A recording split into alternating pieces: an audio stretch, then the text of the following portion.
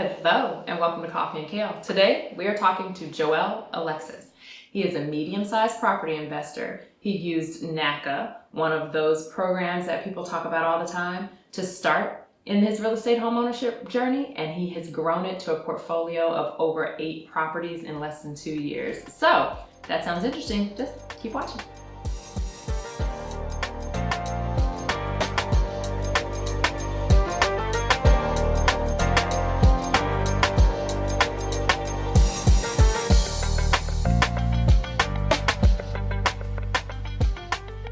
Welcome to the Coffee and Kale podcast. Here we have an educational approach to everything real estate and finance related. If you're a first-time home buyer, a seasoned investor, or just looking for an understanding, this is the place for you. I'm your host, Nicole, and I'll be your guide on your financial journey. Grab a cup of coffee, sit back, relax, and join us as we grow together.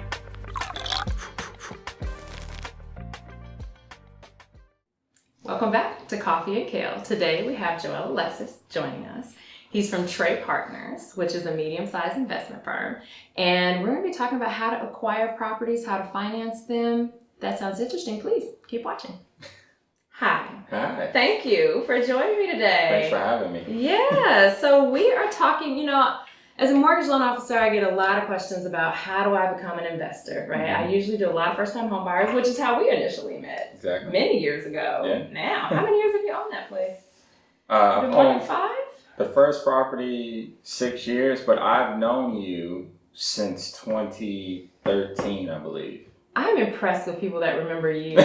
How do you know it's 2013? Was I pregnant with my youngest child? Well, because that's actually the first year that I met Mr. Morris. Oh, who introduced us? And he introduced us. Got it. I've held on ever since. Yeah. So you've grown from a first-time home buyer to now, how many properties do you have in your portfolio? I have 4 properties, Okay. 10 units between the 4. Okay. So how did it happen? How did you go? First, how did you change your mind about it? Like, okay, I understand how people decide to become homeowners. Like, that's Right. pretty self-explanatory. But what said, I want more? I want more than this one. I think, it's all started, typical Red Rich Dad Poor Dad. Got it. In college, 5th year, I got my degree in finance. So Yeah. that kind of led me to go into real estate in some way, shape, or form. So I did property management my first year out of Howard. Okay. But I realized that wasn't lucrative. It wasn't enough to support life. So Yeah. I made a transition into sales. But the reason why I made a transition to sales is because I understood that I needed to generate enough income in order to be able to execute on a potential purchase. But as I got some success in sales and my income started to creep over 6 figures, my tax guy says, okay, you need to either get a kid or you need to buy a crib. So I had to figure out. So that Kid or crib. Sometimes they come together, but I'm with you. I like this tax guy. Yeah. So I had met, I didn't meet, but a friend of mine that went to Howard with me, she ended up acquiring her first property through NACA. Okay. So, long story short, I started that NACA process. It took me about 2 years to get through it, but I used first-time buyer program through NACA in order to, get my first property, which was a 4-unit in DC. So, and that's an important note because a lot of down payment assistance programs don't allow you to buy a multi-unit. And we'll have another episode about down payment assistance in the future. So if that scares you, just stay tuned. But NACA, I don't know what the acronym stands for, do you? Yeah, Neighborhood Assistance Corporation of America. There we go. Okay, so I'm not a lender for NACA. They have their own lenders, they lend their own money, but they will allow you to buy a multi-unit building. So maybe your story, I know that's not what we're talking about today, but it might encourage others because because the process is kind of arduous, if I recall. I joke to say that it's equivalent to going through the financial aid department in college. Right? Yeah. If you can get through the financial aid department, you can get through that. Okay, that's fair. That's fair. So for all of you out there that need a seed to help plant it and water it, NACA is possible. And Very it's much great so. on the other end. Okay, so you got that first 4-unit, you got the extra income you were looking for. Then what? How did you get from there to where you are now? I wanted more. So okay. So the going through that process with NACA was great because of, I had to, have my due diligence, put my ducks in a row.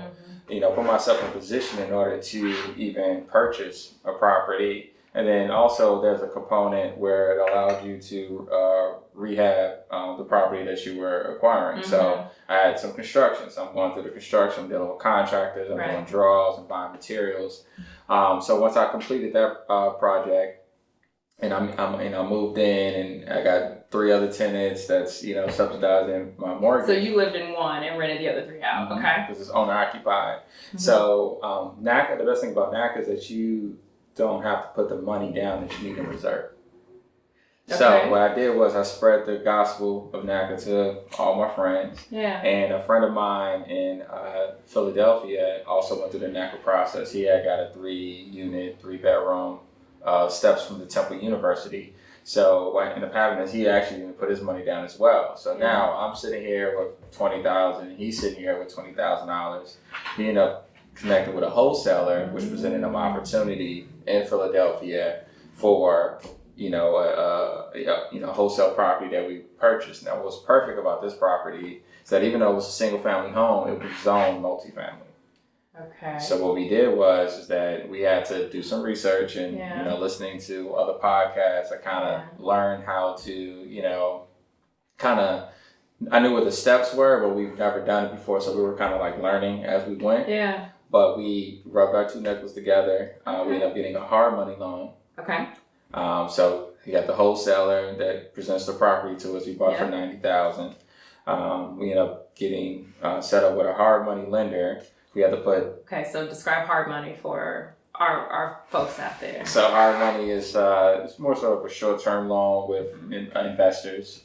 So typically you may have investors that have capital, and they'll use that capital to invest into these projects, and you pay interest only, and then you have a balloon payment at the end. Okay. And their security is that they'll get added to the deed, to the title, until you refinance out of that shorter loan. Okay. Right. So they could foreclose on you if the worst happened. Right, because they're what's saving them, or their security is more so is tied up in the asset itself. Mm-hmm. Right. Okay. So so we end up getting we had to put 10% down on acquisition, 10% down on renovations, right, which we had to get a contractor to do an estimate. And then we had to pay points. So you had to pay a percentage of the, the loan amount up front, right? As I guess it's like upfront profit to the hard money lender. And we closed on the property. And it was funny because I was actually at a wedding in Atlanta. So I actually had to sign and fax everything back. So it was interesting because it happened when you have to do it. You had to find a FedEx Kinko's or something and get it done. Okay, that's fair. That's fair. So what happened was the one right next to it was also available for sale. Okay. I like this. The snowball is just growing and growing. Okay. Yeah, so we end up, doing the same thing. So tell me timeline. You found the property in Philadelphia. Mm-hmm. How long did it take from the time you guys sourced it from the wholesale lender or wholesale seller to the time that you closed when you were at a wedding in Atlanta? Probably 60 days. Okay. Yeah. And then how long did it take you to get it fully occupied, or was it occupied before you bought the next one? No, it was an abandoned house. Okay. So it took us about 9 months to get it, I would say about 6 months of renovations, and then, we, probably both units were rented out, month 9. Okay. And actually in that first one, when we had to refinance out of that loan, we literally was right there on that deadline. So that started another learning curve, how to do that. But we ended up getting 2 properties side by side, single family homes, converted them to 2 duplexes in Philadelphia. And then getting out of that loan was initially difficult because it was a lot easier to get the hard money loan than it was to get the regular 30-year, 15-year regular mortgage. Right. The DSCR loan, which stands for debt service coverage ratio, which is based off the cash flows of the asset itself. So luckily we got, built a relationship with the local credit union, local bank, and then they had that product. and we were able to, refinance out of both of those short-term loans. Okay. So April 17th, 2017, bought the property through NACA. Yeah. Personal. Yeah. July of 2018. Okay. A year later. Right. Bought the first property with a partner on the business side. Okay. Right. So that's held in the LLC. Yeah. Then 3 months later, November of 2018, bought the second one right next to it. Wow. So, what's the saying? A rolling stone gathers no moss. I like it. So, it sounds like you were bit by the bug up front. You did the hard work to get into the property through NACA. But it's hard work, but it taught you a lot, right? So now you have those lessons, or had those lessons and those tools and those contacts to use it repeatably in short order. Okay. Tell me this. How do you... So the first one was hard money. The second one next door, was that also hard money? Very much so, yes. Okay, and then you refinance into a regular 10, 15, 30-year mortgage, or debt service coverage ratio mortgage. Yeah, DSCR loan. So the second one was a little interesting because I had to get a third party to lend me the money to put down. Okay. A piggyback loan. Well, we would call it a piggyback, but okay. So we involved a third party and we had a different, arrangement. So, we basically became an investor into that property. And on the cash out refi, when we made a little bit of money, he pretty much took, gave him, percentage of the profit as his, investment into that second property. Okay. So we have to be very creative in the financing on that one. How did you find out how to do all this? Is it mentors? Is it podcasts? What is it? Well, I wish I had mentors because I would have had less costly mistakes. School of hard knocks sometimes. However, just, growing up, well, you don't know, but growing up in Chicago, Southside Chicago, you don't know what you don't know, right? I have family on 107th and Halsted. I don't think we've ever had that conversation. I grew up on 88th and Ada. I love it. Went to Morgan Park. Okay, conversation. Go ahead. My aunt taught at Bryn Mawr for years. Go ahead. So growing up in Chicago, I think what I loved about, and I'll circle back, what I loved about coming to DC specifically and also going to Howard is because you get to see the future successful version of yourself and that person's willing to extend the olive branch to you. However, growing up in Chicago, that's typically surrounded by crabs in a barrel mentality to a certain extent. So most people aren't necessarily willing to share what they know in order to kind of help you come up. Yeah. Blessed to be in a Caribbean household because I'm Haitian by background. My family definitely had core values, and I understood that we had to live below our means and also have some type of investment, right? When they were growing up, it's more so into a job, but nowadays you realize it's not a sustainable business model. So that being said, going into Howard, coming out of school in finance, I have a basis of what business looks like and what I would need to do and how important investment is. I just needed to know how to get in there. So I just did the work, read a lot, listened to a lot of audiobooks, listened to a lot of podcasts, and then I would basically, for one of the things he's saying, Rich Dad, Poor Dad, you can't ask yourself, if I can make this happen, you got to ask yourself, how can I make this happen? And every scenario was, how can I make this work? How can I make this happen? Okay. And that's what led to me going from one property to 3 in 2 years. Right. Yeah. So that's really prophetic. So I've heard a couple things. I heard at Howard, you got to see the future successful version of yourself. What do you mean by that?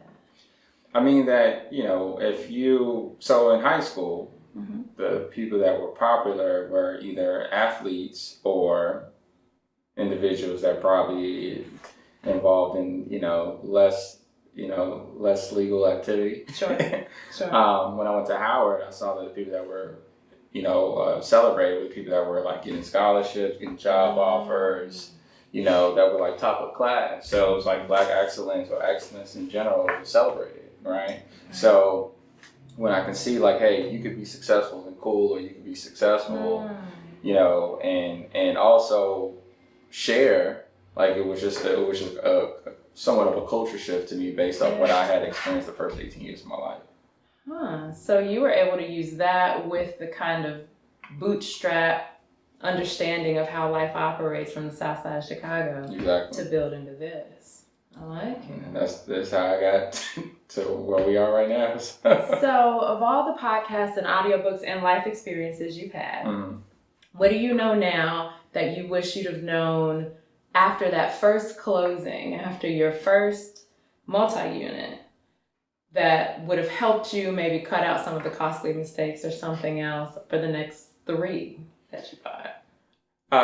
Well, we never want to reinvent the wheel. So, me actually probably proactively seeking mentorship would have probably would have had a bigger impact. And I probably would have had, maybe 5 times the amount of properties that I have now. 2, I would say being properly structured, right?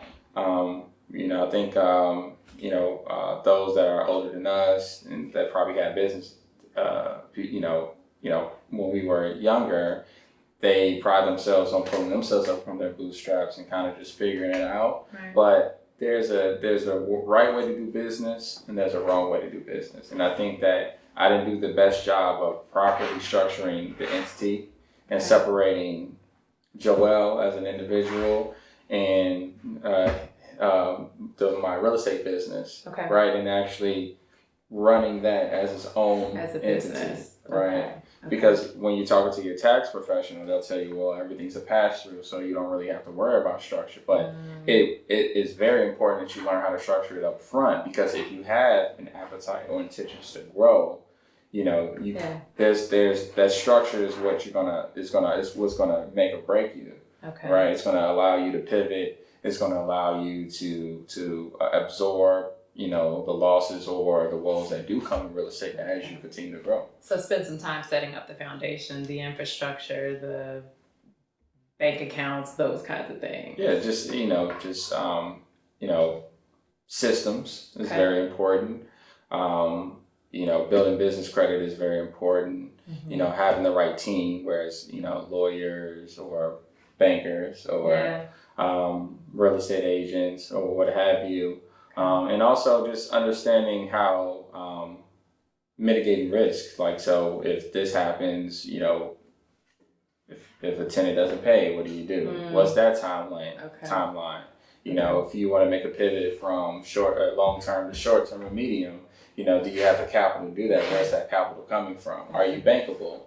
Right? Yeah. There's a lot of different discussions. Do you have the proper licenses? Yeah. Like business licenses. And I would imagine knowing the rules and laws in your jurisdiction, like in DC, tenant laws are much harder than I would imagine they are in Philly, but I don't know much about the Philly tenant laws. Those kinds of things probably would help. So on a scale of 1 to 10, 10 being the most favorable to tenants, DC is 11. And Philly would probably be about a good 8 to 7. It's not as strenuous as DC, but it is definitely leans towards the tenant.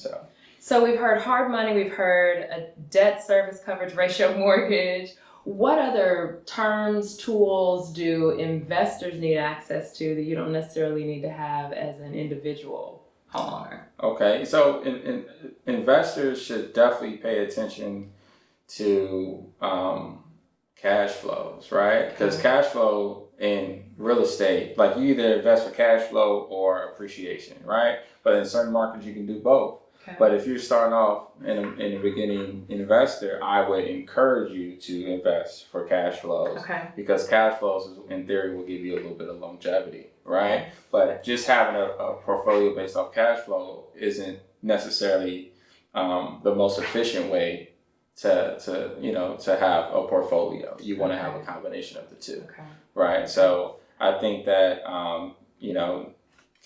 just cash flow is very important. So people may look at phrases like cash on cash return. Yeah. People may look at things of ROI, but it's also a return on equities, things that people don't discuss, which is very important. Okay. Right? What is return on equity? So let's say if you are cash flowing, let's say 6% return, year over year, 6 to 8%.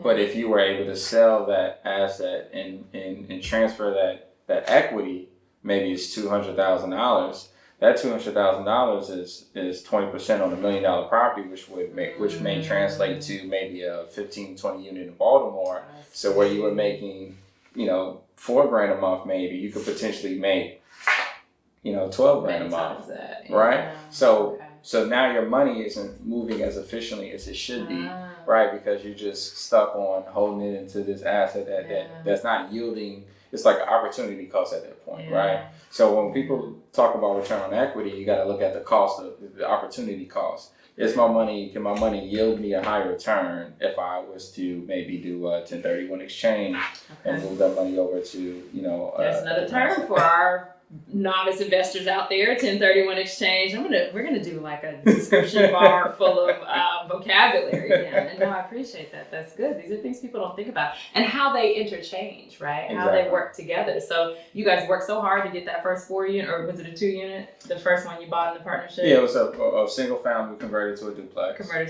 Right? So you worked hard to get that. You renovated it. Now you got a tenant in there. Now you have equity. You can take that equity out and do it again, rinse and repeat, or leave it there, depending on what the market, what's best for you at the time. Exactly. At least it gives you options, right? It gives you options. It gives you freedom. That's, I have a 4-letter word that I call that as a fund. We'll call it a freedom fund. How about that? This is good stuff. Anything else? If you were a first-time investor and you're watching this, what would you want to know? They always tell you got to begin with the end in mind, right? For some people, growing slowly or just having a handful or reading a particular number is sufficient for them. For other people, they may have like bigger plans or, so you have to kind of invest what's right for you, right? So like my wife and I are different, right? I have a much bigger appetite than my wife. Okay. However, but as we work together, we have to figure out what the middle is. But growing is something that we can both agree on. Yeah. How we grow is something that we work through. Okay. But that's just an example of everyone just being different when it comes to investment. Yeah. We can agree that investing is important. How to invest is something that we can talk about, but we understand but we did make an agreement on what the end does look like. So you have to begin with the end in mind. I like it. We're going to marital counseling. Okay, so the name of this podcast is Coffee and Kale, because those are the 2 things that keep me going.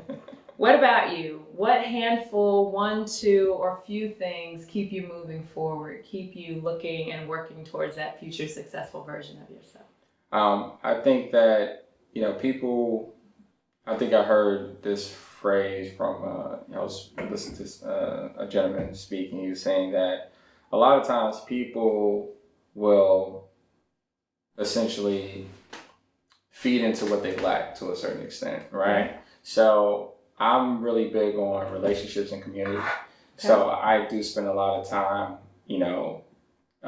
meeting new people and also having conversations that you probably wouldn't have with somebody that you just met when it comes to real estate, financing, or even something like life insurance, right? Yeah. Especially with people that look like you and I, it's just something that we really like to talk about. Another thing that kind of keeps me going is, outside of relationships and community, is really just more so legacy, right? So it's like, okay, community and relationships are something that's present, it's present, but when I think about legacy, that's something that I have to build, moving forward. So, I would say, between those 2 things, those are the things that kind of keep me going on a day-to-day basis. There's lyrics to a Beyonce song that come to mind. I was here. I want folks to know I was here. Thank you for your time today. This is extremely helpful and important for those folks that are getting into it to hear from a seasoned investor. Oh, thank you. I appreciate you as well. And thank you and she helped me with property number 4. So thank you very much. Yes. All right, guys, that's it for this episode of Coffee and Kale. Don't forget to comment, like, and subscribe, and tune in next time. Have a good one. Bye-bye.